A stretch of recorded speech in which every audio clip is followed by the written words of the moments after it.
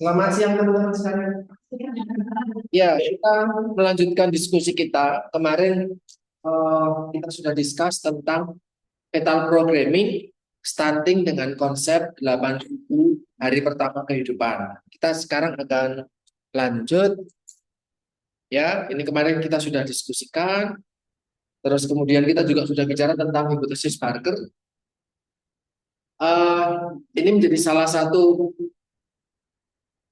latar belakang munculnya MODY, MODY, atau sekarang banyak dikenalnya diabetes tipe 5.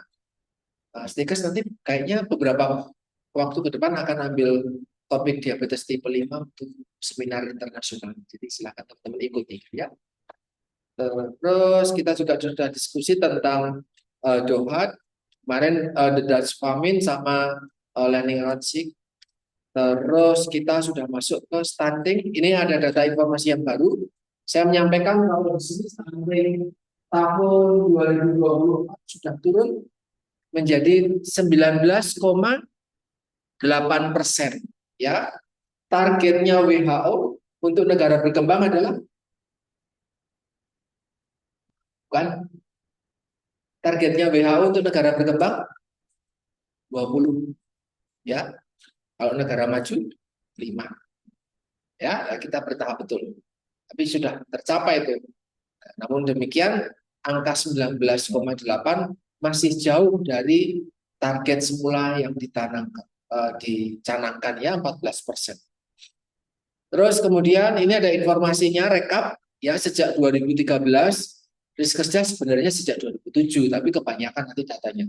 Jadi diambil dari 2013, kemudian 5 tahun berikutnya, kemudian setiap tahun sejak 2018 saat itu sampai tahun ini ada SSGI ya, Survei Status Gizi Indonesia.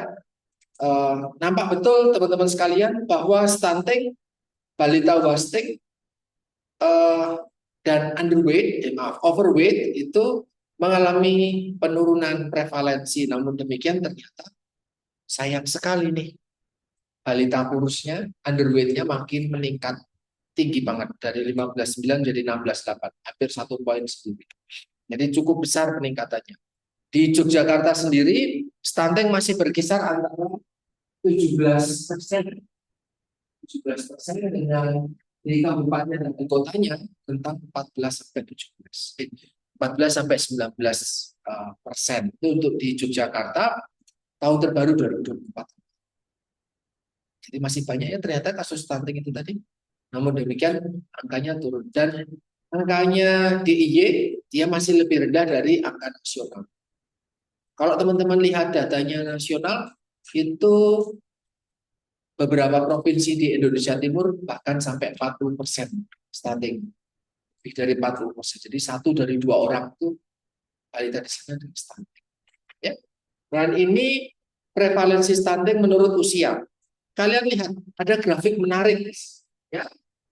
Ketika lahir, baru dilahirkan, kemudian diukur panjang badannya, ternyata balita Indonesia di 6 bulan pertama kehidupan mereka stuntingnya muncul. Kalau kuning itu 23 ya, biru 24. Di sini ada proses penurunan teman-teman sekalian. Walaupun angkanya tinggi, tapi ada proses penurunan. Penurunan dalam artian kalau tahun 23 itu kasusnya banyak, di 24 kasusnya mulai menurun. Yang lahir itu artinya program pemerintah berhasil atau tidak? Berhasil. Karena dalam 1 tahun kan artinya dia sudah mendapatkan intervensi, kemudian dia hamil, kemudian hasilnya anaknya lahir dalam kondisi stuntingnya menurun. Ya tak? Karena kan 23 ke 24 1 tahun. Sedangkan kehamilan kan nggak sampai 1 tahun. Apa yang dilakukan pada orang-orang yang sebelum hamil setahu kalian? Apa program-program pencegahan stunting bagi orang yang belum hamil di Indonesia? Menurut kalian apa? Apa aja?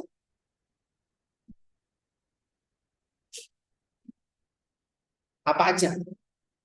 Tablet tambah darah itu sudah dari zaman kapan tahu? Dan kepatuhannya masih rendah. Kalau baca SKI, nanti ada kepatuhan untuk mengonsumsi tablet tambah darah. Ternyata cakupannya masih rendah.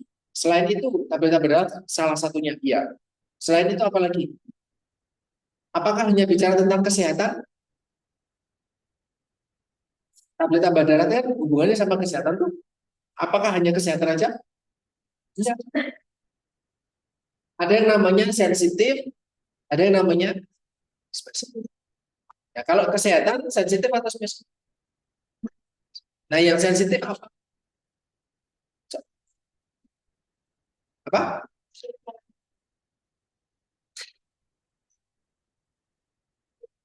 Konsumsi garam. Itu ada hubungannya sama kesehatan? Yang menjalankan siapa?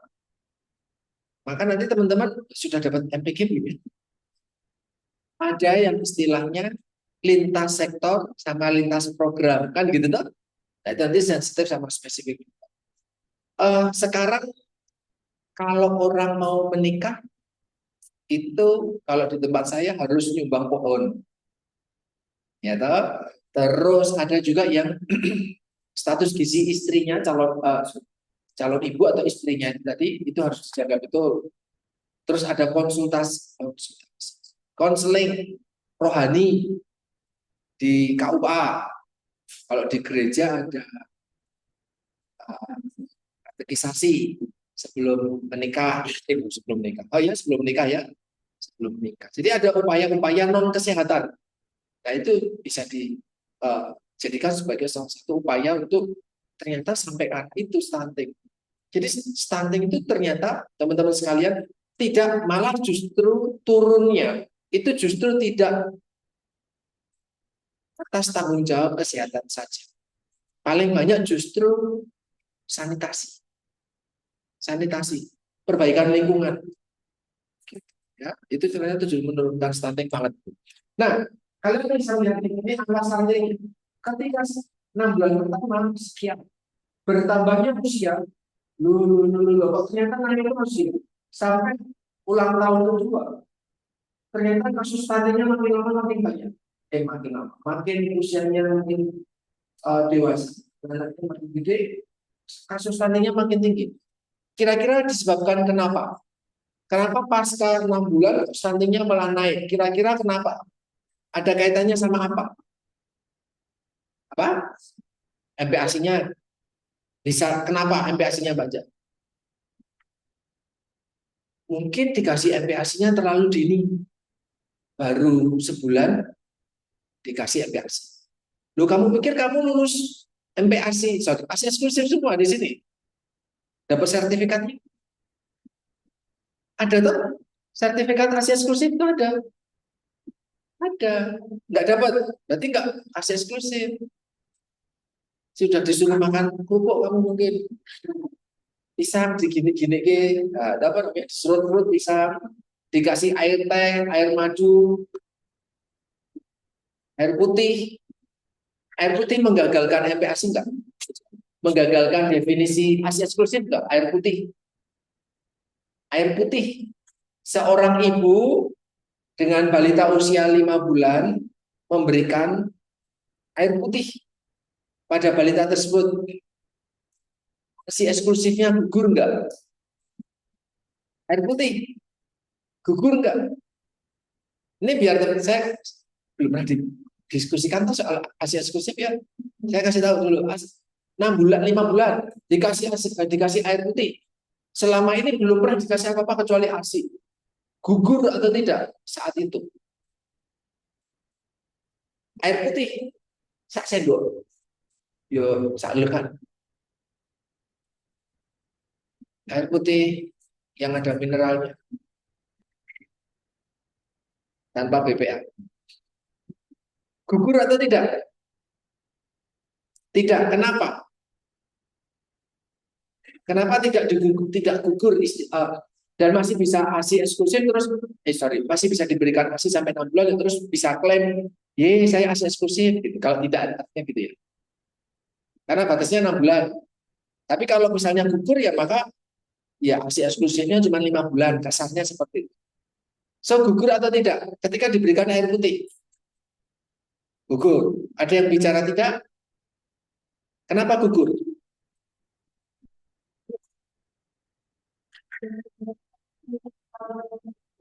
Betul-betul ASI sampai 6 bulan. Terus tidak ada tambahan apapun, termasuk air putih.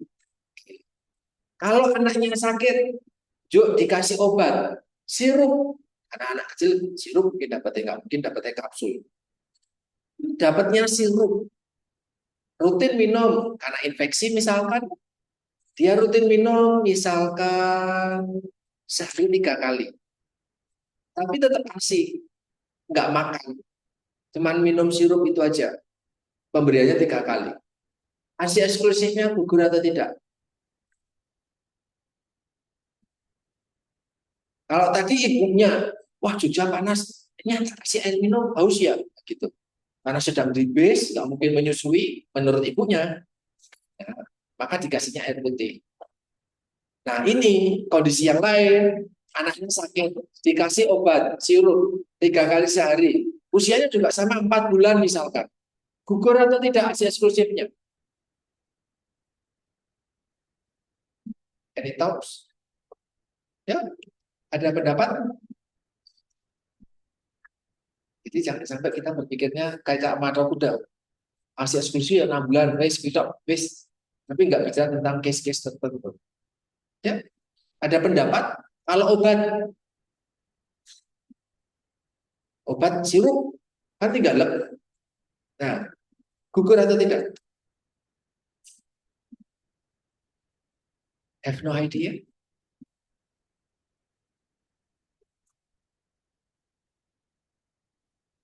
Tidak ada pendapat. Kita diskus bukan hal yang lain ya. Diskusikannya hal yang saya sampaikan. Ada pendapat? Atau pernah dikasih tahu sebelumnya? Di MK-MK sebelumnya? Tidak ada? Tidak tahu.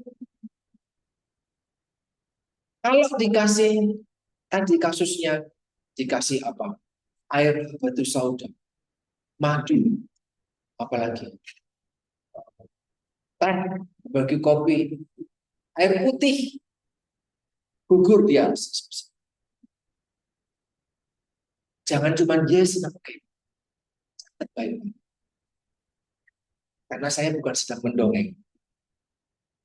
Tapi kalau ada kondisi khusus, misalkan bayinya lahir dari orang tua yang kena AIDS, HIV AIDS. Bayinya sakit sehingga harus mengonsumsi obat. Bisa. Harus ada yang memang harus konsumsi obat. So, hasil eksklusif bisa tetap dilanjut. Ya, itu yang saya pernah tangkap dari Dr. Andy, SPA, di RSA UGM. Dia orang UGM. Menyampaikan seperti itu. Definisinya seperti itu. So, saya mau menyampaikan hal yang mungkin apa yang namanya mengagetkan. Apakah ASI itu harus kudu wajib utama mutlak nek salah gagal fail. So setiap ibu harus wajib kudu ASI eksklusif. Iya atau betul atau tidak? Harus ASI eksklusif. ASI eksklusif adalah jalanin jauh. Harus nek kamu sudah gagal sebagai seorang ibu, sebagai seorang orang tua. Apakah itu betul atau salah? Kenapa?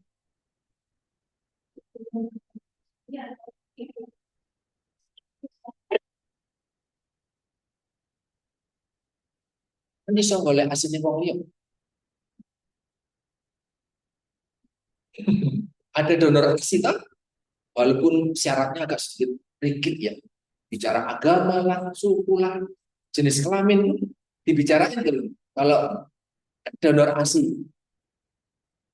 Iya, ASI eksklusif adalah jalan ninja seorang ibu. Harus wajib kudu. Sifatnya wajib. Apakah itu betul? Kalau tadi pernyataan Mbak siapa? Penny menyampaikan Tidak, karena ada orang tua yang mungkin tidak bisa, tidak mau, tidak mampu, atau ada halangan lain. Neng kan bisa nyari. Nah, saya itu sanggahan. Ayo coba berpikir kritis. Si eksklusif. Selama ini, menurut pandangan kalian, itu adalah harus, wajib, atau kondisional. Sehingga kalau memang kondisional ya ke depan teman-teman akan memberikan edukasi gizi ke masyarakat ya tidak saklek, misal kalau kondisional tidak saklek.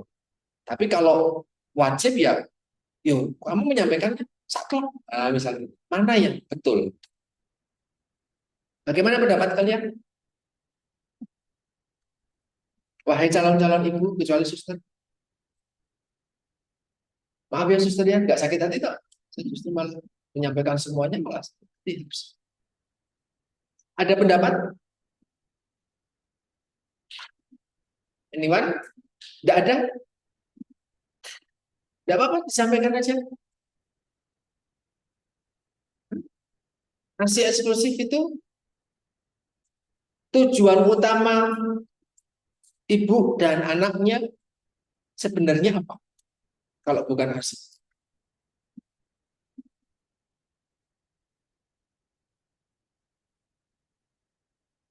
Target utamanya apa?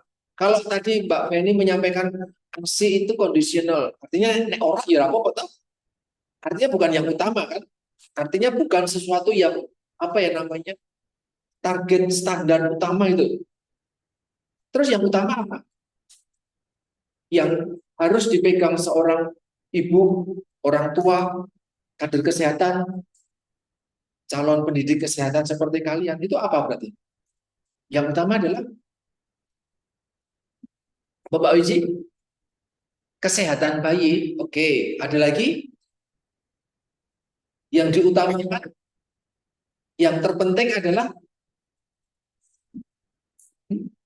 pemenuhan kebutuhan, apalagi bodoh, pemenuhan kebutuhan, apalagi kesehatan, pemenuhan kebutuhan, apalagi yang terpenting adalah yang dicek di SSGI itu adalah ini adalah menggambarkan apa ini? Apa namanya itu? Nah, itu menggambarkan apa?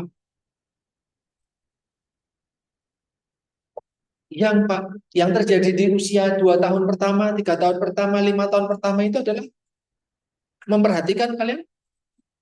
Hmm? Yang paling utama adalah pertumbuhan dan perkembangan bayinya. Apakah itu hanya bisa dijalani hanya dengan ASI? Mengagetkan kan? Saya ngomong kayak gini, karena akan dipelintir orang, oh berarti Pak Dian tidak mempromosikan ASI eksklusif. Nah, saya bukan ngomong gitu. Saya ngomong ASI penting atau tidak? Penting. Bagus atau tidak? Bagus. ASI itu makanan terbaik bagi bayi.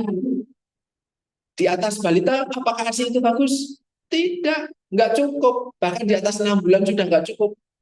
Harus ditambahi dengan makanan pendamping. So, ASI itu menjadi makanan terbaik di waktu tertentu. Pada umat manusia paling bagus ASI. Tidak ada yang menyampaikan salah. Tidak. Tapi kita perlu sadar diri bahwa tidak semua ibu bisa memberikan ASI. Tidak semua keluarga bisa ada effort untuk dapat ASI. Entah itu mungkin apa namanya donor atau dikasih atau gimana sebenarnya belum tentu. Ada ASI tapi juga mungkin tidak bisa memberikan ASI-nya.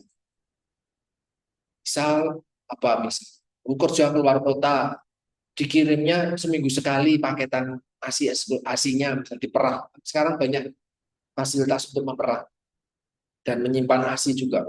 Tapi ternyata mungkin 2 hari sekali, 3 hari sekali, jadi mungkin nggak mencukupi.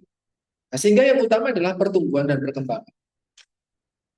Nah, jalan satu-satunya bukan cuma ASI, bisa lewat jalan yang lain. Dengan susu formula, dengan makanan yang diformulasikan khusus, dan yang lain. Saya tidak ngomong susu formula saja, ada makanan yang diformulasikan khusus. Contohnya F100, F125, pernah dengar itu? Ya, F75, ya, itu makanan yang diformulasikan khusus. Teman-teman, kemarin ketika saya berpraktek, itu kami membuat setiap pagi gerusi gula pasir, minyak, susu skim, gula pasir, minyak, susu skim, sama mineral mix, sama air panas. Kita gerus, dia kumpul jadi satu gitu, menjendal kayak gitu, terus kita gerus, dia jadi lembut lagi, udah kita sasetin.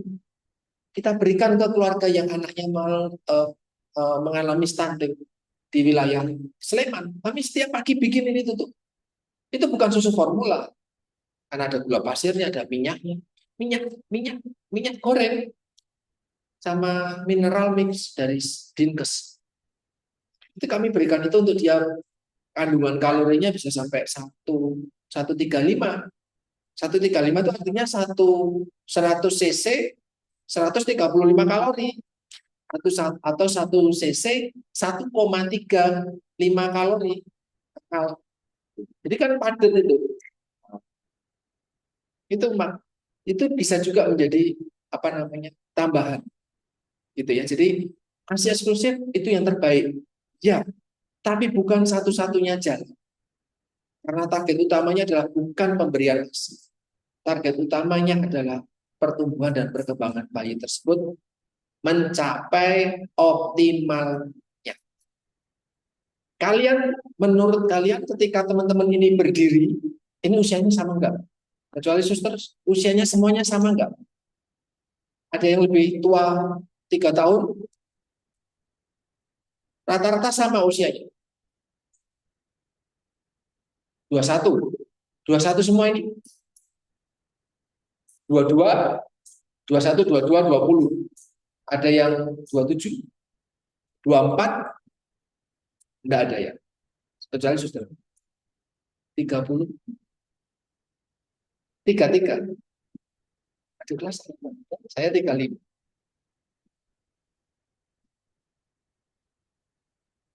Menurut kalian, ketika kalian berdiri, apakah sama? Sebenarnya, bisa nggak kalian tingginya sama? Wong kowe iki rasnya sama kok. Jenis kelaminnya sama, ini kebetulan perempuan semua. Jenis kelaminnya sama, usianya relatif sama, apa namanya, tinggalnya juga relatif sama, misalnya di Pulau Jawa atau dari Pulau Jawa atau dari Indonesia, makannya yang sego modoai, sama aja. Tapi kok tingginya beda-beda. Ada yang segini, oh, enggak ada ya. Berarti kalau saya lihat,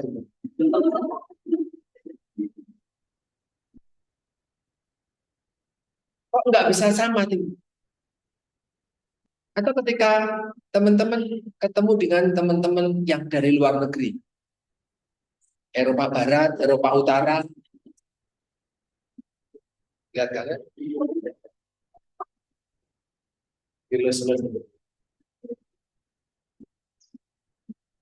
sebenarnya kalian punya potensi untuk sama kayak mereka nggak? Apa enggak Pak, kami kecil aja. Bisa nggak kalian misal besok punya keturunan, ya bukan besok banget ya, tapi itu Pak Mudik, tapi tolong kirimi saya undangan. Bisa nggak kalau kalian punya keturunan besok, mereka punya keturunan juga, keturunan kalian itu sama tingginya, bisa nggak? Bisa atau nggak deh Pak, kan saya pendek. Calon suami saya juga kayaknya pendek. Kayaknya. Ya Pak, karena belum ada. Jadi kayaknya. Mungkin bisa nggak? Saya tanya, bisa nggak? Anakmu, bukan cucumu ya, anakmu sama anak dia, anak mereka, itu sama tingginya. Bisa nggak? Kalau, kalau, apa Mbak? Ah, ah, kalau makannya tercukupi, vitamin, mineral, karbohidrat, dan yang lainnya tercukupi, bisa. Berarti kalau bisa disampaikan seperti itu, saya bisa simpulkan Bapak ibumu beda dengan mereka dalam pemberiannya. Mereka memenuhi, bapak ibumu nggak memenuhi. Itu. Ya karena anaknya jadinya kayak gini. Bisa saya ngomong kayak gitu. Oke. Jadi, selama kita sama-sama sapiens, kita punya potensi pertumbuhan yang sama. Sama. Nek, syarat ketentuan berlaku. Tadi disampaikan sama Mbak, saya maaf saya nggak lupa.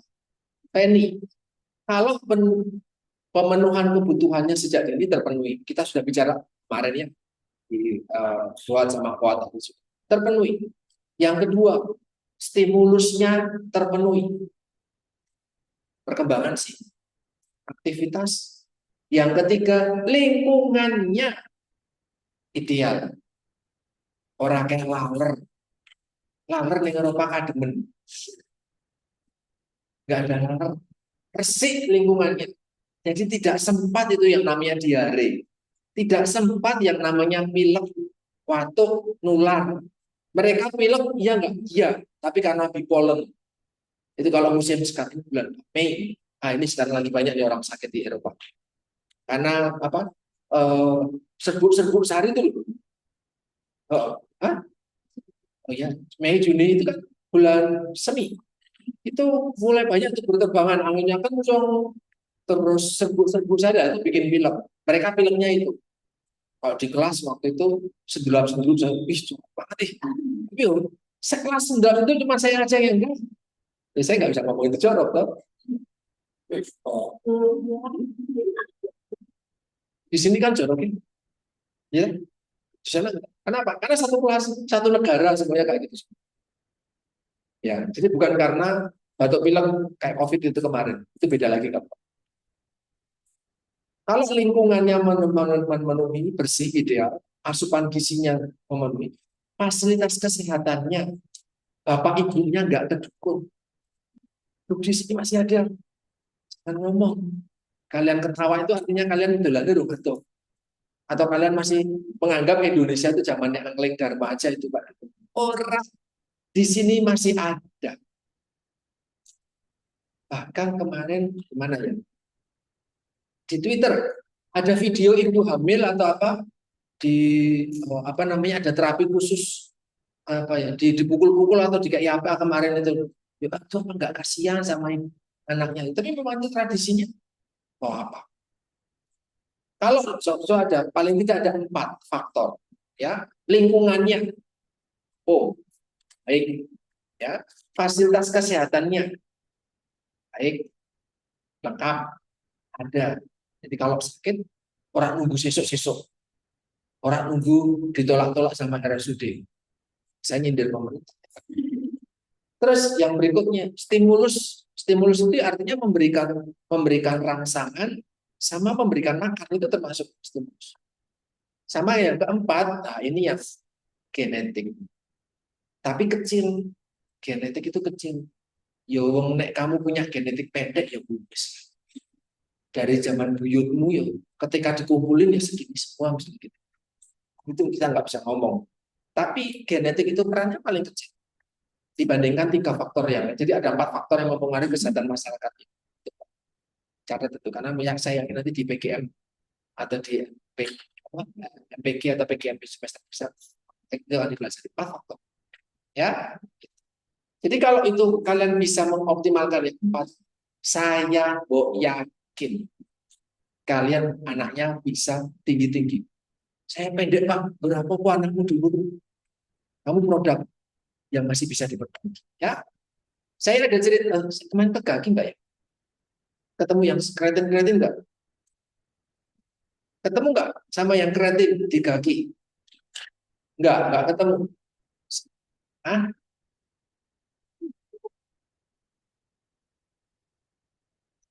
Oh ya, keterbelakangan mental. Oh, keterbelakangan. Ya karena yodium itu penting untuk perkembangan otak.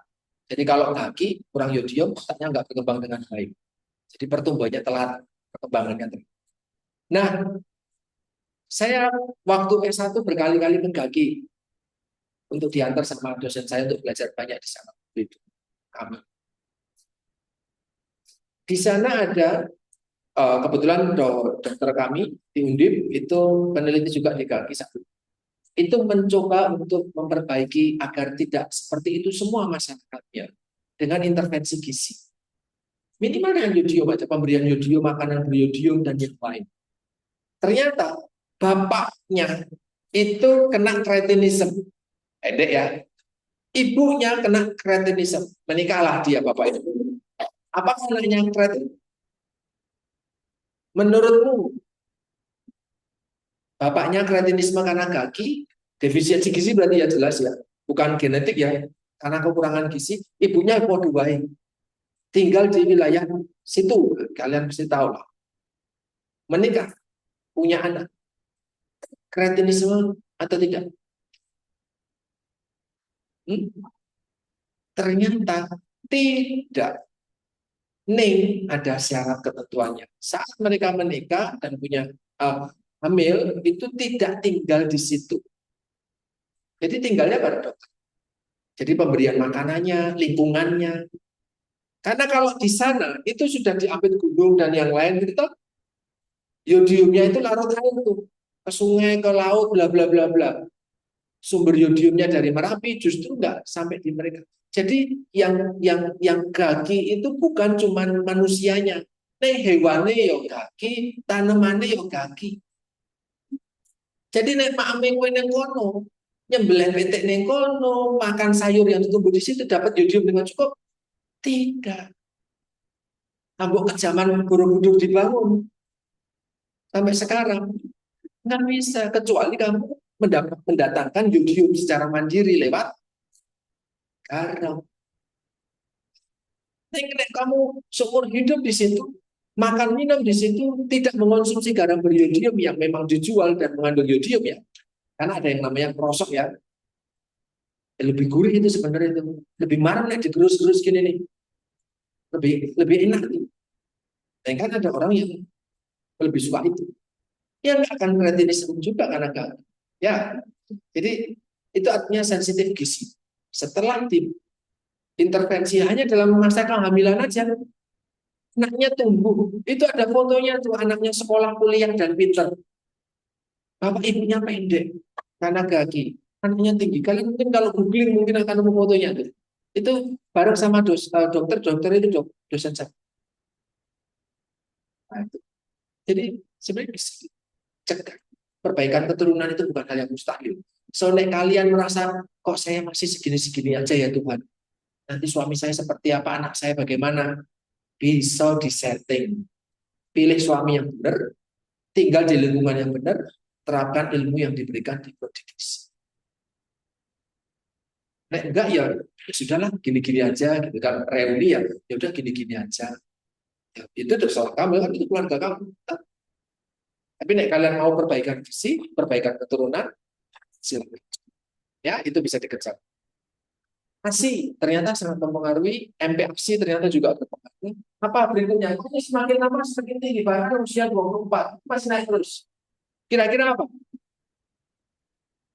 Kan sudah 24 bulan sudah nggak dikasih ASI. Kecuali saking hematnya, juga yang ASI terus sampai entek. Tapi kan enggak lah ya.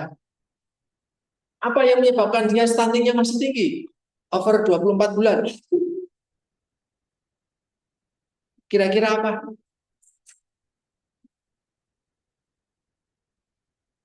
Hmm? Apa?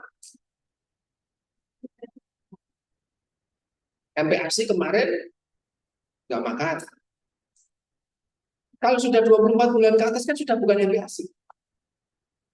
Udah makanan keluarga. Kira-kira apa penyebabnya stunting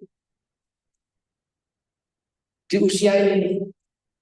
Ini kalau kalian cepat, saya tuh masih ide riset dulu. Tapi perempuan kan jarang, nggak paham kalau di kode. Terus nyalain cowok, cowok nggak peka. Apa? Ini kalau lihat usia kan banyak penelitian yang ngambil usia sekian sekian faktornya apa?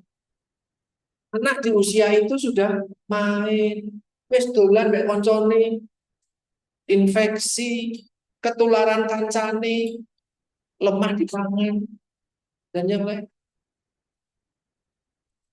Makanan keluarganya mungkin juga tidak cukup untuk pertumbuhan dan perkembangannya. Ada infeksi, paling besar infeksi. Terus makanannya tidak cukup gitu, pola asuhnya gitu. Nah, ini apa namanya? Masih terjadi sampai dia usia 59 bulan. Nah, 5 tahun. Masih ada, masih tinggi. Justru lebih tinggi dibandingkan ketika dia lahir, ya. Nah, ini teman-teman sekalian, sad but true ya. Menyedihkan, tapi inilah fakta bahwa Nusa Tenggara Timur, Papua pegunungan, ada yang dari Papua di sini? Tidak ada ya. Ada yang dari NTT? Mbak, NTT-nya mana? Sumbanya barat daya atau barat? Sumba Timur. Itu ada Kabupaten Timur Tengah Utara gitu. Saya sampai bingung. Timur? Teman-teman saya banyak dari sana. Timur Tengah Utara, Sumba Barat Daya. Itu dari sana.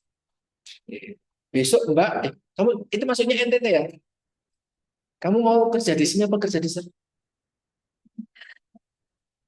Tergantung siapa yang melamar saya. Mbak Cin mau kerja di mana?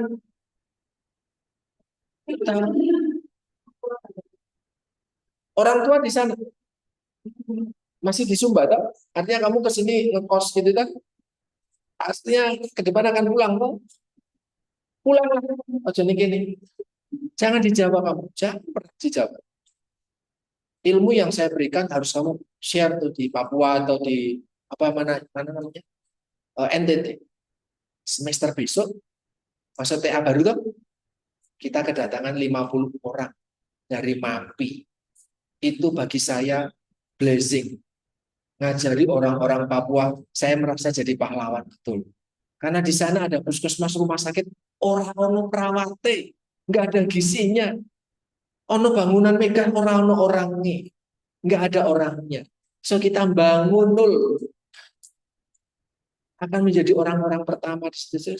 Saya merasa bangga dengan diri saya sendiri. Tapi nggak perlu saya sampaikan. Saya bawa, wah dia hebat, tapi nggak perlu saya sampaikan. Ya, ini cuma kenapa? Karena mendidik mereka tidak sama dengan mendidik teman-teman yang sudah apa namanya kena pendidikan dengan cukup di sini. Di sana permasalahan kesehatannya banyak. So kalau kita bisa mendidik mereka, yuk mereka bisa kembali ngasih sesuatu, itu menurut saya kebanggaan tersendiri. Jadi saya nggak mau melihat Mbak Kim ada di Yogyakarta dan di Pulau Jawa. Siapapun suamimu, aku mau. Nggak mau saya. Kenapa?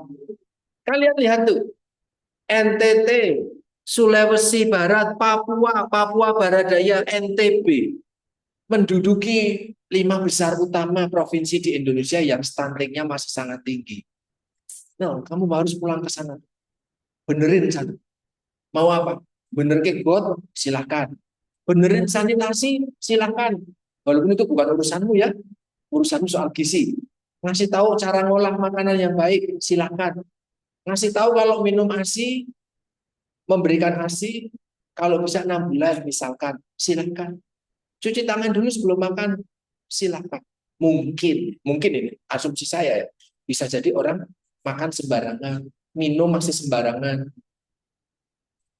nggak bersih, nggak dimasak dulu misalkan. Oh ini mata air yang bersih nih, mata air yang apa diberkati, turun dari lembah yang bersih banget nih, wah ini silakan diminum segar sekali.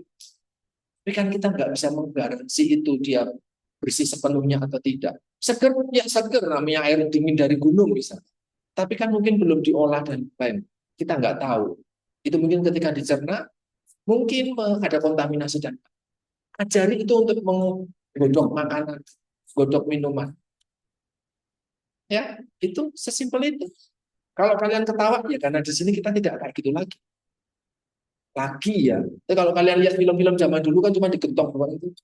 Ya walaupun nggak tahu itu benar atau enggak, saya nggak ngerti film. Tapi di tempat lain itu masih ada. Even kalau teman-teman suka naik gunung, yang katanya naik gunung, wah, ternyata bukit. Itu kan naik gunung ke Merbabu, lewat Selo atau lewat Wekas, itu nanti ada mata air. Udah kamu bawa botol aja, nanti tinggal banyak orang minum di situ. Apakah baik diteruskan? Enggak menurut saya. Menurut saya. Tapi kalau sudah kepepet banget, godok rauno, nggak ada api, nggak ada kayu dan yang lain, ya sudah. Ini kan cuma okasional. 1 hari, 2 hari habis itu, ya orang aneh. Ya. Nah, yang bersyukur hebat nih Bali. Dari kapan tahun sampai sekarang bagus. Kenapa kira-kira? Kenapa kira-kira? Gimana, Mbak? Banyak pendatang. Dia pendatang.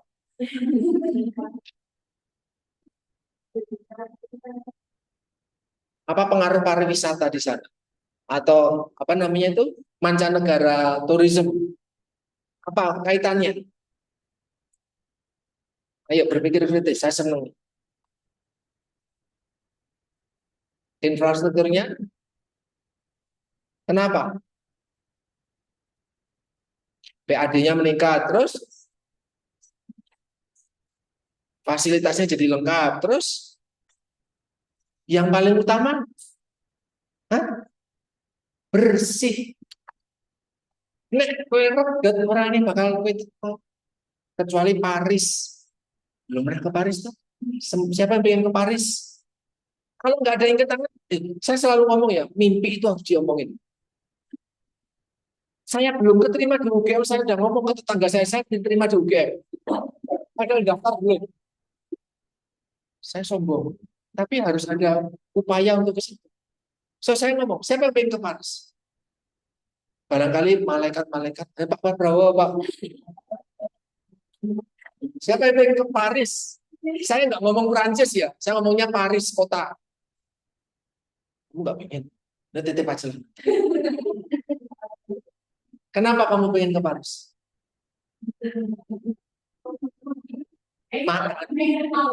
Eiffel kan ada suket. Itu di saya kan banyak tuh.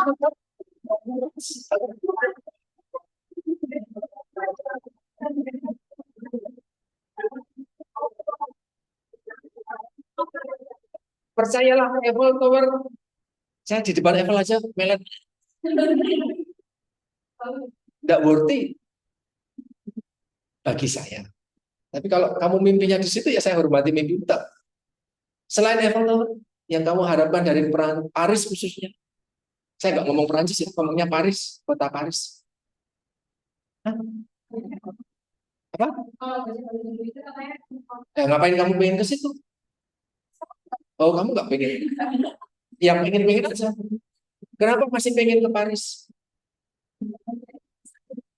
Hah? Pengen aja.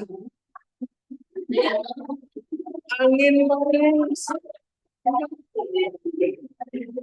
Pojok beteng. Beteng itu kan kalau kesana terus Paris. Jalan Paris tapi kok dibilang gitu. Paris itu banyak copetnya, kotor, bau, sanitasinya jelek, rokok puntungnya ada di rokok, puntung rokok ada di mana-mana. Nek menurut saya, mendingan ke Louvre aja, itu lebih bagus tuh. Teman-teman yang lain, nek duwe rezeki. Tapi nek, eh, saya sampaikan ke kalian, di wisuda saya S1, 28 Oktober 2011. Saya wisuda S1. Di depan wisudawan, di gedung Imam Barjo, saya teriak. Tidak lama lagi saya ke Eropa. Kue kan wong kere. Iya, caranya. Tapi kalau saya punya punya punya punya kebiasaan, saya punya pengen apa, saya harus ngomong. Karena bisa jadi orang-orang yang mendengarkan tidak semuanya membenci saya. Mungkin jalur-jalur rezeki tidak. 2011 itu, 2014 saya pergi ke dengan tanpa rencana apapun di 2012, 2013 enggak. 2014 Agustus 21. Nah, dia ngomong. So, kalau mimpi jangan takut. Nek kamu takut ya wis kowe ngene-ngene wae, kowe ning parang tritis wae. Lebih dekat. Rata ado delok sutet. Ya, tapi bermimpilah yang sampai kamu seni kayaknya aku nggak mampu atau aku bikin takut. Ya, kayak itu sipil. Anak D3 kan banyak yang ke Jerman. Ada yang ke Jerman. Mereka masuk ke stikers lah paling yang kerjanya neng kono. Mereka sudah ke Jerman. Itu ada foto itu di depan. Kita ke Jepang juga kan ada juga. Ada yang mau ke Jepang? Bisa. Kamu katanya mau ke Paris ke Jepang?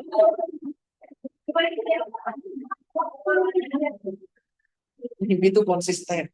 Ya, ojo nggak bingung. Malaikatnya tuh bingung. Kayaknya tuh jaluk yang kayak gitu. Era apa ya? Bisa ke Jepang. Saya ngomong yang ke Jepang itu untuk fokus untuk pelayanan pada lansia. Dan itu SMA aja bisa.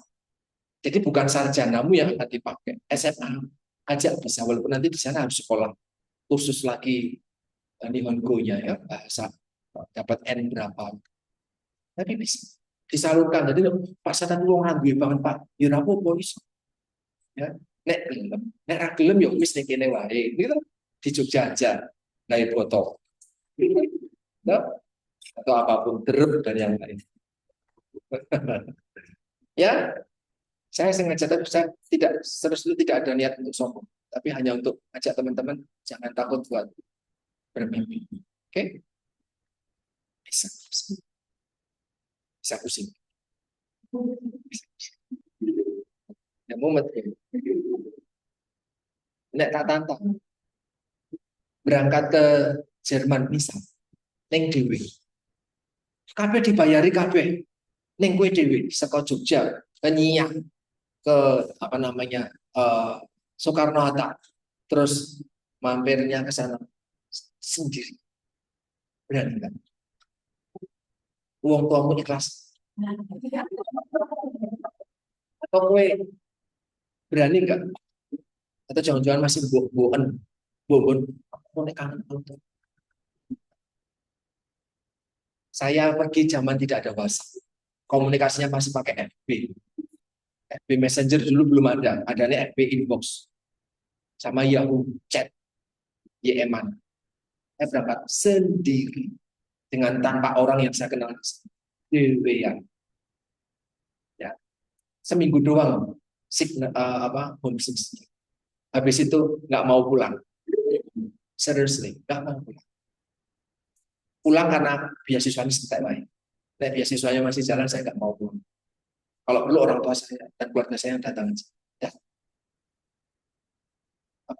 Pindah dulu ya, gitu. Kabur dulu ya. Kabur aja. Bukan karena politik saja atau apa, tapi memang lingkungannya better. So, teman-teman saya harap kalau memang punya mimpi, coba mentok. Terus ya paling kan biar punya keturunan dari sana.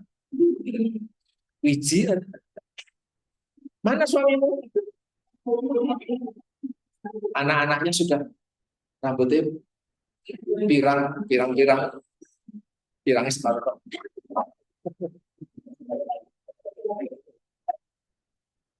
Ternyata sembilan. Sule kamu. Oke, ya itu intermezzo. Tapi teman-teman saya banyak yang setelah sekolah justru pulang ke Indonesia bawa pasangan Indonesia. Yang menurut kami, wah kamu gini, ngene. Ternyata pas. Ya. Kita nggak tahu judulnya kan kita nggak tahu. Ya. So, judul kalian yang sudah wah niat banget ya kamu ya. Kalau sudah punya, ya silahkan pertimbangkan masih mempertahankan dia. Oke, teman-teman. Nah, kita fokus lagi ya. Nah, ini adalah jumlah teman-teman. Kalau tadi adalah bentuknya grafik ya. Ini adalah bentuknya grafik per usianya. Kalau ini adalah bentuknya diagram Bata. Kalian bisa melihat nih, ternyata dia naik peningkatan usia, dia naik semakin banyak. Dan prestasinya adalah ternyata di hampir semua kelompok usia di 24 ini dia mengalami penurunan. Jadi bukan cuma persiapan kehamilan saja yang didukung optimal, tapi ternyata ketika bayinya sudah lahir, bayinya sudah berusia 1 bulan, 2 bulan, even 10 bulan, masih bisa pulih, ada catch grow up, masih bisa dikejar karena masih ada pertumbuhan di situ ya. Terus ini tadi soal intervensinya, teman-teman nanti bisa baca, nah relatif ini informatif yang bisa kalian baca ya. Silahkan nanti dibaca. Terus ini faktor-faktor yang mempengaruhi stunting per 2024. Jadi kalau kalian membaca yang 2023 ataupun ke bawah, mungkin faktor determinannya atau yang mempengaruhi itu beda. Di tahun ini pemantauan tumbuh kembang. Bagaimana cara pemantauan tumbuh kembang? Kalau di Indonesia programnya posyandu. So datanglah ke posyandu, SKDN-nya diperbaiki. Sesimpel itu. Nek turun, nek koyonnya ada masalah, segera ditangani tahu. Tapi kalau nggak pernah diperiksa, apakah tahu kalau dia turun? Nggak tahu. Merasanya, wah anakku saya aktif. Kuru aku kok konco-koncone ya kuru, tapi kan aktif. Kalau misalnya gitu. Kayaknya makin gede makin bagus. Kayaknya. Tapi mata itu bukan untuk mengukur. Semuanya harus dengan peralatan. Ya. Kemudian ada inisiasi ASI. Terus kemudian ada TTD, ASI eksklusif Mas. Maaf. Terus kemudian MPASI. IDL itu apa? IDL, Greta Low. IDL itu imunisasi dasar lengkap. Ya. Jadi masih ada yang anti imunisasi di sini, mohon maaf. Tidak apa-apa kalau bayinya ditubles-tubles, ditetes-tetesin, tidak apa-apa. Nanti panas, nggak apa-apa, ya nggak apa-apa. Ya, nggak mas. Ya, paling nggak dari kalian sudah punya kesepakatan. Nanti kalau suamimu nggak boleh, anakku nggak boleh disuntik-suntik, itu haram. Apa omonganmu, pendapatmu? Baik suami.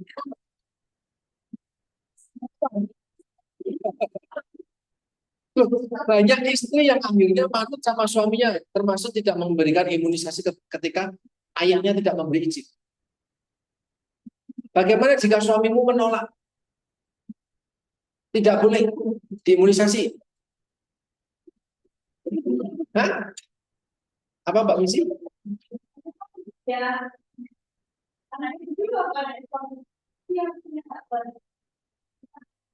menyampaikan dulu kuliah saya. Ya, PR kita itu ada paling tidak ada 3. Kita mengenalkan konsep kesehatan dan gizi kepada keluarga terdekat, kepada pemuka agama. Nah bisa jadi pemuka agama yang kolot. Saya nggak hanya ngomong agama A, agama B ya. Ada aja pemuka agama yang kolot di semua agama. Terus sama tokoh masyarakat. Tokoh masyarakat itu orang paling kaya bisa jadi, pesohor di situ, jagoan di situ, itu terpandang di situ, pamong di situ, itu harus dikenalkan. Kalau itu semuanya kena, itu keluarga kena, toga toma ya, tokoh agama, tokoh masyarakat kena, masyarakat secara umum manut, ya manut. Walaupun dengan terpaksa, sebenarnya kan manut, terpaksa pun tidak masalah, penting kan manut. Kan dulu kalian juga terpaksa di imunisasi, di vaksin COVID. Dipaksa, kalau enggak kamu nggak bisa perpanjang SIM, kalau enggak kamu nggak bisa masuk ke kampung, nggak bisa kuliah dan yang even terpaksa pun kan sudah ditutup, nggak disuntik, berurusan itu disuntiknya. Tapi kalau ada keluarga yang menolak, ibu dan bapaknya menolak, kamu sebagai kader kesehatan apa yang kamu mau lakukan? Hmm? Ketika tokoh agama, tokoh masyarakat juga sudah masih tahu, yowis, kamu tidak bertanggung jawab untuk semua masyarakat. Kamu bukan pahlawan. Tapi kalau kamu sudah berperan, Kamu sudah ngasih tahu, udah cukup. Itu peranmu sudah sampai situ. Tidak perlu sampai lebih jauh, karena setiap orang punya tanggung jawabnya sendiri. Mereka punya konsekuensinya yang perlu. Tapi kamu ngomong, paling tidak ada usaha. Ya, itu karena masih banyak. Tidak 100% di Jogja pun belum 100%. Ya, imunisasi dini. Sorry, imunisasi dasar. Terus kemudian ini teman-teman sekalian, ini intervensi gizi spesifiknya. Ya, ada tanda yang di kotak ini adalah prevalensinya cukup tinggi di peningkatannya. Hanya 6 bulan saja, 6 sampai 11 bulan dan 12 sampai 23 bulan, peningkatannya 1,5 kali lipat lebih tinggi. Kenapa? Karena di sini momennya infeksi banyak, MPASI-nya mungkin butuh lebih baik lagi. Orang bisa dikasih MPASI bubur sum-sum terus menerus sejak usia 6 bulan sampai usia 24 nggak bisa, nggak cukup. So kualitas MPASI di sini. Terus ini intervensi spesifik ada beberapa target utama seperti anemia screeningnya, ANSI, kemudian pemanduan balita di posyandu. Terus kalau ini yang di 24, ya faktor-faktornya. Silakan teman-teman take note di sini nih. Ada berapa nih? 6. Dari faktor ibu kita berarti intervensi ke ibu, intervensi soal ASI, intervensi soal vaskes, intervensi keluarganya, intervensi MPASI, intervensi penyakit, morbiditas. Soal penyakitnya diare ditangani segera. Jangan sampai bayi balita diare. Karena kalau diare mereka akan dehidrasi, kehilangan elektrolit, belum sempat makan keluar dulu kan berarti penyerapannya jelek. Belum sempat diserap keluar dulu. Jadi diare itu membunuh balita itu di Indonesia. Kebanyakan diare sama ISPA. Nah, ini yang kedua ISPA. Infeksi saluran pernafasan atas, pneumonia, TBC. Ternyata juga ada di sini yang punya riwayat TBC. Ada? Oh, syukur nggak ada. Pneumonia, radang paru, paru-paru basah, tidak ada. Tidak ada yang mau ngaku. Nanti kamu jangan jejer-jejer saya gitu. Nah, itu kan sudah kecil dulu ya. Sekarang sudah kuliah, sudah sembuh. Tapi kalau bojomu wotak-watuk ramari-mari, ya, jauh akan merokok. Ya, infeksinya dimulai dari situ. Ini ada pengukuran-pengukuran yang dilakukan di SSGI 2024 yang memang hasilnya jadi lebih baik ya. Kalian bisa lihat di situ. Ini intervensinya untuk 8 hari, 8 hari lagi. 8.000 hari ya, mulai dari ibu, remaja dan yang lain. Jadi intervensinya cukup panjang, teman-teman bisa melihat. Kalian pernah belajar soal ini? Pernah dikasih tahu soal ini? Apa diagram ini?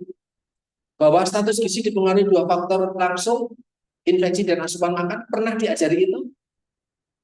Pernah?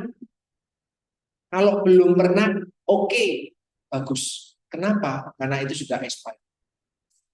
Ya, tapi kalau kalian masih diajarinya pakai yang ini, saya sengaja tunjukkan, masih diajarinya pakai yang ini grafik UNICEF lama, itu orang update. Yang update itu adalah ini, 2020, UNICEF 2020. Yang update ini, yang mempengaruhi status gizi bayi, ibu dan anak, maaf bukan bayi, ibu dan anak, ya sebenarnya bukan cuma anak, tapi ibu dan anak, itu dipengaruhi oleh diet dan pola asuh. Nanti ada faktor dasarnya makanan, pemberian makan sama lingkungan. Saya satu dalam bahasa Indonesia, tapi teman-teman silakan pakai bahasa Inggris, ada lebih lengkap lagi. Ini update-nya. Tapi kalau kalian masih lihat yang model seperti ini, please ini sudah lama, 91 atau sudah jadul banget. Dipengaruhi oleh infeksi dan asupan. Nanti infeksi dan asupan dipengaruhi oleh pola asuh, higien sanitasi, sama fasilitas kesehatan. Nah itu sudah lama banget itu. Ya, yang benar ini, yang baru maaf, bukan benar, tapi yang baru ini, yang dipelajari ini. Oke, terus ini adalah Bandi, Profesor Bandi, dia yang mengenalkan konsep 8.000 HPK, bahwa ternyata teman-teman sekalian 1.000 itu esensial, ya betul, tapi ternyata itu kurang atau apa namanya, maaf, 1000 hari itu sangat penting, namun ternyata masih kurang, tidak cukup. Karena harus ada investasi kesehatan dengan periode waktu yang lebih panjang. Usia 6 sampai 9 tahun itu berarti kan masih SD loh. TK SD 5 sampai 9 tahun itu TK SD, 10-14 tahun SMP, 15 sampai 19 tahun lepas dari masa anak-anak itu adalah SMA. Jadi sampai SMA. Bukan cuma fisik aja yang diperhatikan, tapi pertumbuhan dan perkembangannya juga. Perkembangan mental. Pernah gagal? Teman-teman pernah gagal dalam hidup? Gagal dalam cinta, gagal dalam nilai, filing untuk banyak hal. Pernah? Masih bisa bertahan dari situ? Itu salah satu kemampuan untuk survive, untuk bisa bangkit lagi, itu salah satu hal yang di sini dikembangkan. Pemahaman, pemikiran, emosional, sosial itu dicanangkan justru ketika SMA. Kalau sudah bisa menerima ketika suatu saat mungkin teman-teman gagal, ya tidak ada masalah. Nah ini soal 98.000 hari, penjelasan dari Pandi, screenshotnya waktu itu seperti ini ketika beliau ngasih webinar. Paradigma baru masih dikenalkan karena banyak orang masih beriman pada 1000 HPK. Tapi saya ngomong 1000 HPK bukan tidak penting, ini sangat penting, kurang. Kalau pakai paradigma yang oke. Terus untuk mendukung itu teman-teman sekalian, tadi dimulai dari 5 sampai 9 tahun toh. Itu di zaman anak-anak sekolah dasar. Apa yang dilakukan di sekolah dasar?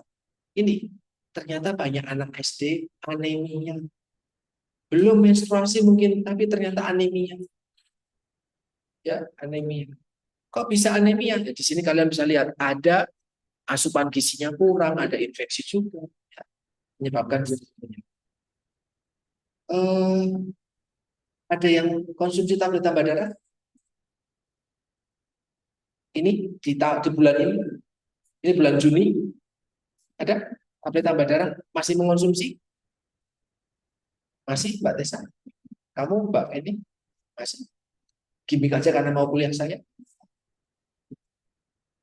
Oke, konsumsi tablet tambah darah, even mungkin kalian belum dapatkan manfaatnya, belum terasa karena prosesnya panjang. Ya. Buat yang lain silahkan mencoba untuk konsumsi tablet tambah darah. Ya. Karena kalian eh, lebih riskan untuk mengalami anemia, teman-teman putri. Kemudian anak sekolah terkait penyakit tidak menular. Ternyata bukan cuma anemia. Anemia kan infeksi, defisiensi. Ternyata banyak anak sekolah yang mengalami penyakit tidak menular. SAK anak sekolah hipertensi sama gangguan toleransi glukosa. Ya, ini ternyata di Jogja sudah banyak. Terus di Jogja juga ada kasusnya seperti ini, walaupun ini tahun 2020 ya, mohon maaf. Tapi di setiap jenjang, dari lansia sampai ibu hamil dan menyusui, anak balita dan remaja, semuanya ada masalahnya seperti ini. Angkanya tentu berubah ya, dari tahun 2020. Tetapi relatif kasus-kasusnya lengkap di Yogyakarta. Saya ini ngasih tahu ke kalian, itu bisa dijadikan sebagai topik penelitian. Ya. Ini continuum of care, artinya di setiap jenjang kehidupan masyarakat, khususnya di Indonesia, ada programnya sesuai dengan jenjang usianya masing-masing. Diajari kan mungkin ya di daur hidup, gizi daur hidup. Nah ini program-programnya sejak BUS dan PUS, pria usia subur, wanita usia subur, sampai dia nanti jadi lansia. Programnya. Terus ini intervensi spesifik dan sensitif.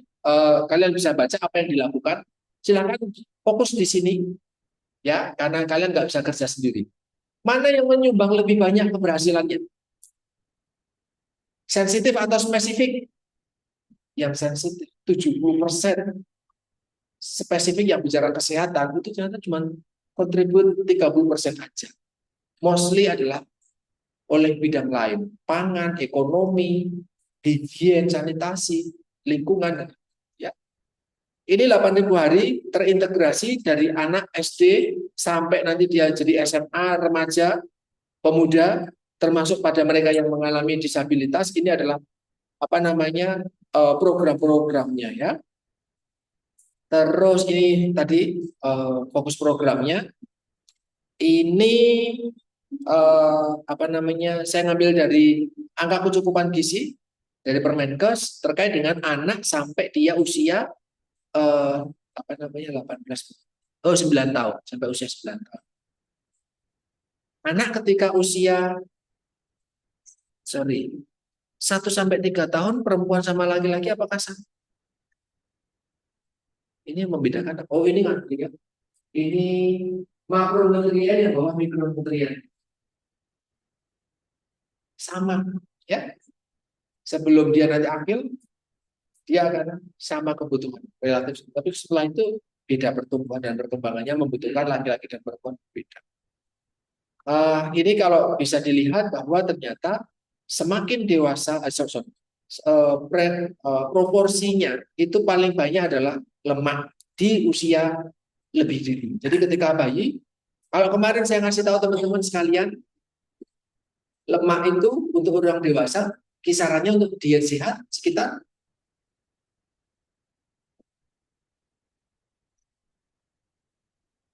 presentasi lemak dalam diet 20 dan 25 sampai 30 ya. Tapi ketika bayi justru lemaknya tinggi di atas 30% lemaknya. Artinya apa? Kamu kalau mau memberikan penjelasan soal makan tidak bisa dengan 60% karbohidrat, 25 sampai 30 lemak, sisanya 10-15 protein pada balita. Orang enggak kayak gitu. Ya, karena kalau kalian lihat di sini kebutuhan gizi sepanjang usia manusia itu ternyata proporsinya beda-beda. Ya, paling dini itu lemak dibutuhkan lebih banyak. Nah, kalau kita bicara isi piringku, tergantung usianya, tergantung kondisinya. Misalnya ibu hamil juga nanti akan berbeda. Jadi tidak bisa disamakan ya. Ini isi piringku. Sama ini adalah contoh piring yang ada gambarnya, tapi kayaknya mahal. Sehingga kalau keluarga mau mengadakan, agak sedikit susah. Kalian dapat tugas untuk pendidikan gizi itu? Bukan saya lagi yang mengampu, disuruh kemana-mana gitu. Ada yang kemana-mana membawakan topik ini, makanan isi piringku. Ada? Pakainya apa? Ada yang pakai isi piringku topiknya? Apa, Mbak? Obesitas mahasiswa. Pakai isi piringku yang kayak gini? Yang buat obesitas, isi piringkunya? Oh, yang model T. Beda ya. Isi piringkunya orang obesitas. Terus ngasih taunya dengan apa? Medianya. Pakai poster sama leaflet. Top. Paling baik kalau mau ngajari orang makan, pakai makanan. Kalau pakai poster sama leaflet, oh, kasih lihat piringnya langsung. Kilo caranya ngambil makanan. Kalau ngambil makanan tuh segini loh. Ini loh yang diambil. Sebanyak ini loh sayur. Karena kalau cuma pakai sayur yang dari Anita misalkan ketika yang asrama kemarin tinggal di asrama ini cuma cari gitu. Sudah makan sayur? Sudah. Ada sayurnya di makanan? Bukan. Tapi ternyata tidak sampai separuh. Nasinya muluk-muluk kayak Pak. Saya sekarang masih dalam proses menyindir orang-orang yang kalau ngambil nasi banyak. Di kalau kita makan bareng, makan siang bareng. Saya bilang, kamu lapar. Ini makan buat 3 hari ya. Karena kalau ngambil makan, waduh nasinya banyak banget. Karena kayak besok nggak makan nasi lagi gitu. Banyak banget orang Indonesia. Padahal kan tidak seperti itu seharusnya. Ya, saya masih dalam proses nyindir. Jadi, berarti harus dikurangi. Harus dikurangi. Kayak gimana Pak? Haruskah saya ngasih contoh leaflet sama poster? Tidak. Ini loh piring saji saya. Nih, segini. Oke? Tapi lapar tuh kalau kamu nasinya dikit, ya banyakin sayurnya makannya. Pak, tapi kalau nambah sayur bayar ya Pak. Nasi sepuasnya, akhirnya bayar gitu. Pak, di SS kan nasi sepuasnya, bahkan kalau kurang boleh minta lagi. nggak pernah beli di SS. Terus ini PMBA ya, pemberian makan bayi dan anak. Saya brief sebentar. Ada beberapa tepat yang teman-teman harus paham betul. Yang pertama tepat jenis.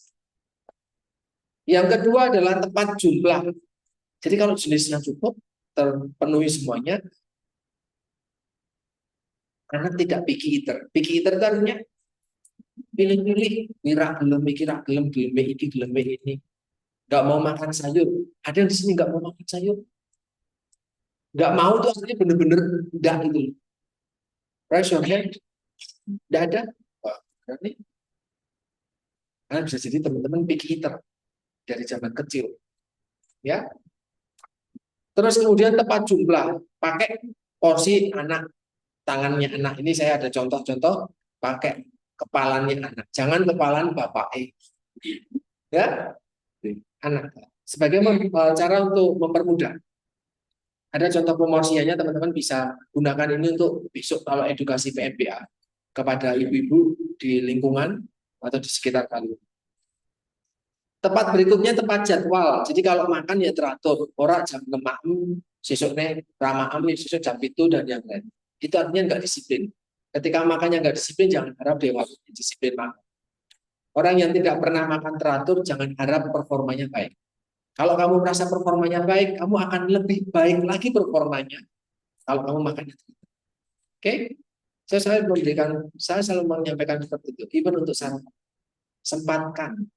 Sempatkan sarapan. Kalau nggak sempat, datang ke kuliah dulu, sarapan.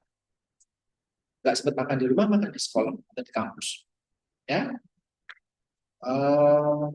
itu untuk apa? Untuk menghindari ini emotional eating sama mindfulness itu lebih diutamakan. Jadi kamu tahu kapan kamu lapar, ini benar-benar lapar nih.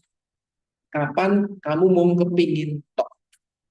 Mau kepingin tok itulah yang membuat pertumbuhanmu kesamping. Gemuk itu karena kamu kepingin tok. Kamu udah kenyang tapi karena kepingin temenin makan kau ilwein, itu kepingin. Ya, menghindari untuk picky eater sama obes. Kemudian GTM. GTM itu apa? Kenapa anak bisa GTM? Gak mau, gak mau. Ada banyak hal. Nek maaf dipaksa dan yang lain. Terus bagaimana biar nggak GTM? Ini problem banyak ibu ya. So kalau kalian tahu triknya, ya bermanfaatlah semua. Ini mulai dari tidak memaksakan sampai baby led weaning. Ya, biarkan anak ikut makan secara mandiri, gitu ya. Dan makan di meja makan, jangan di depan. Kalau TV-nya di meja makan, jangan diajak jalan-jalan, nonton motor, mobil, lihat sapi, lihat ayam. Besok kalau nggak lihat sapi dan lihat ayam, nggak mau. Ya, sesimpel itu. Makan di meja makan. Ya, bukan lihat kereta. Saya ngomong, karena saya sendiri anak yang di apa namanya tumbuh di lingkungan dekat stasiun ya kalau makan di kereta, lihat kereta lewat, biar mau makan. Tapi itu saya harus sampaikan itu kolonialisme yang budaya kolonial yang salah. Sekarang sudah milenial, ya itu banyak hal yang harus diperbaiki. Kayak anak bayi dulu dibedong itu nggak bisa gini-gini. Biar lulus orang justru malah sakit. Biarin dia bebas. Lega. Tapi itu harus berdebat banyak ya dengan orang-orang jagil. Even saya harus berdebat juga sama orang tua dan mertua. Tapi ada. Oke. Terus ada kekeliruan PMBA. Ini giginya siapa nih yang kayak gini? Ada yang anaknya kayak gini giginya hitam putih. Ya, ini ada asupannya berlebihan, nafsu makannya nggak tentu, snackingnya. Kalau mau kasih snack, perhatikan label-label seperti ini ada tanpa BPA, botol minum anak pun ada tulisannya tanpa BPA. Aman nggak ya botol kemasan air minum ini? Iklan banget tuh. Ini biar saya dapat di endorse ya. Terus juga ada GMO. Apa itu GMO? Ini logo GMO. genetically modified, ya. Jadi pangan yang direkayasa genetika. Kalau dia non GMO atau GMO free ya dia organik. Terserah. Kamu mau pakai organik atau tidak organik? Atau yang ada aja enggak apa-apa. Itu juga terserah kamu. Kalau kamu setiap hari siapa yang makannya nasi? Siapa makan nasi setiap hari? Ada yang saya balik. Ada yang tidak makan nasi setiap hari? Makanan nasi itu. Nasi itu sudah banyak, beras itu sudah banyak rekayasa genetikanya. Ada yang makan tempe setiap hari? Tempe. Ya kalau enggak tempe tahu. Tempe tahu enggak pernah makan. Tapi rutinnya kedelai di Indonesia itu mostly genetik KB.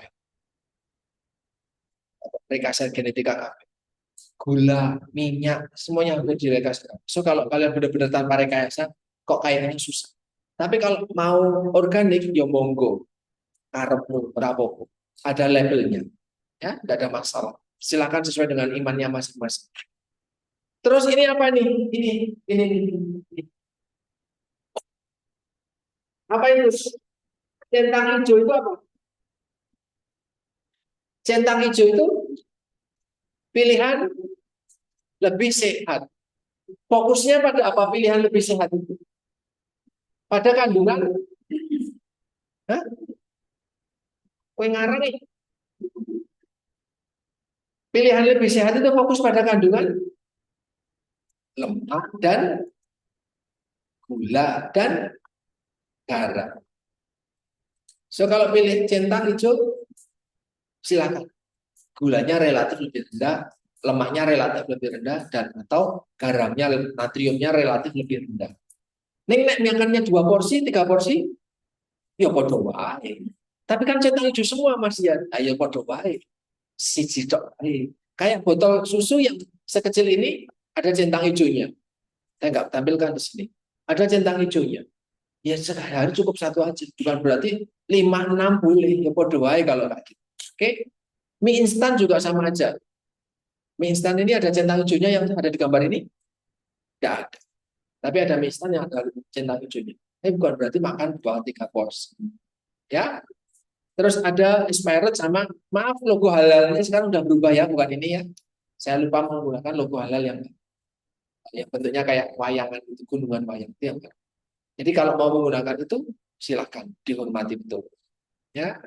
Ini terus bagaimana ibu sama anak itu ada tantangan tersendiri untuk apa namanya pemenuhan kebutuhannya. Ada beberapa hal silakan kalian bisa diperhatikan. Ini penting banget untuk PMBA. Jadi kalau kalian masih berjalan proses edukasi ke lapangannya, masih in case ada topik-topik yang sesuai silakan diambil, boleh diambil. Karena itu tadi continuum of care sampai ke usia dewasa lansia pun ada konten-konten yang bisa dipakai dari slide ini gitu ya. Ini ada faktor yang mempengaruhi kebiasaan makan anak, ada beberapa hal. Anak menyontoh siapa untuk makan? Orang tua atau yang mengasuh. So nek wong tuane kan makan sayur, anaknya akan makan sayur, jangan harap. Sayur sehat loh dek, sayur sehat, ayo makan. Tapi dia nggak pernah lihat bapak atau ibunya atau pengasuhnya makan sayur, jangan harap dia akan makan. Ya, so kasih contoh. Oh, bapak ibunya mami sayur toh. Nggak usah makan endok atau nasi atau pakai ayam, nggak usah. Ya anaknya nggak akan makan itu juga. Ini faktor keluarga penting sama anak. Jadi banyak orang bilang obesitas dipengaruhi karena genetik.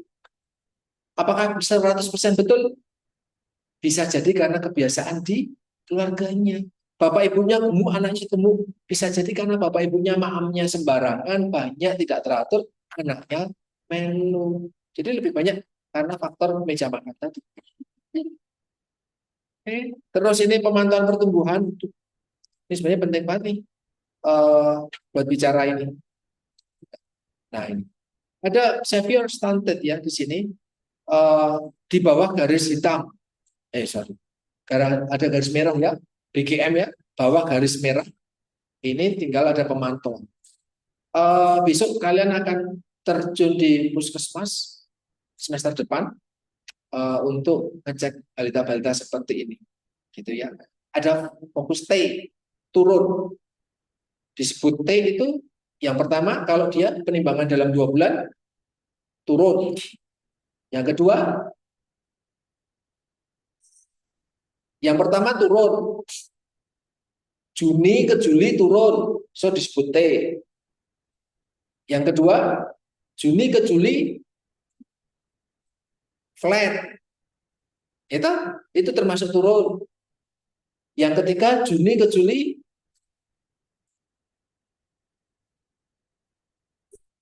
apa Pak? Nah, bukan, ini sudah nimbang, Juli-Juli kan nimbang. Tapi penimbangan disebut T. T itu nanti akan siap-siap untuk dirujuk. Yang pertama kalau ditimbang dia turun, bobotnya. Yang kedua kalau ditimbang flat, dalam 2 bulan kok flat. Yang ketiga kalau dia ditimbang, pernah diajari? Tak ajari. So besok kalau ditanya bisa. Yang ketiga naik, tapi tidak cukup naiknya. Karena ada batas kenaikan setiap bulan. Ada 400 gram, 800 gram. Nah dia ternyata naik cuma saon, misalnya kayak gitu. Dianggap T. Paham? Itu kalau balita yang sudah T, apalagi 2 kali T, itu harus dirujuk ke puskesmas. Harus merujuk. Oke? Sepenting pemeriksaan atau pemantauan pertumbuhan secara rutin. Kalau tidak dipantau, nggak tahu dia masuk T atau tidak. Tahu-tahu sudah Agustus saja, sempat T kemarin. Paham? Juni ke Agustus, bulan 6 ke bulan 8, kan ada 2 bulan, 3 bulan tuh. Naik Pak, naik. Iya, tapi dalam 2 bulan itu naiknya bagaimana? Kalau cuma nimbangnya di Juni dan Agustus, nggak tahu dia sempat flat atau dia sempat turun, nggak tahu. Jadi pemantauan harus rutin setiap bulan. Paham? Ya, paham ya? Ya. Oke, terus ini ada isi piringku 2 sampai 5 tahun. Terus kemudian ini ada sekolah. Tadi anak-anak semuanya, kalau ini fokus ke anak, sekolah dan remaja ada program-programnya. Terus kemudian di dalam gedung dan di luar gedung, ini saya yakin besok kalian akan ikuti dan dapatkan penjelasannya di PGM. Slide ini, saya yakin. Ya, kegiatan-kegiatan dalam gedung dan luar gedung. Terus kemudian, terima kasih. Lebih 10 menit. Ada yang mau ditanyakan? Sampun cukup? Oke, terima kasih. Boleh apa ini? Ada apa? Pak, apa turut berarti? Oke, terima kasih. Semoga bisa bermanfaat buat teman-teman sekalian. Selamat sore.